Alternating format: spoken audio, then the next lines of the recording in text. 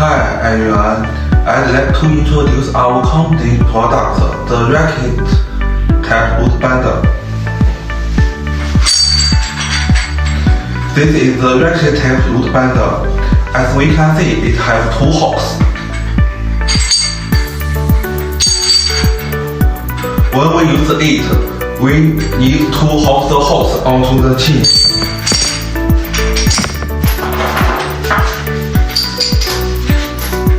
The other is also. This is first step. Then we need to turn the handle.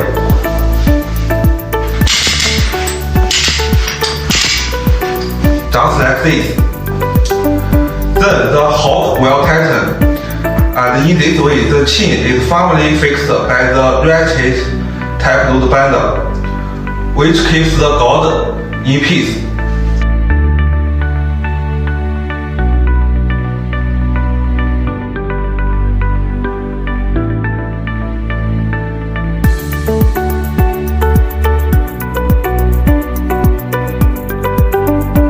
Okay, this is how to use the ratchet type wood bundle.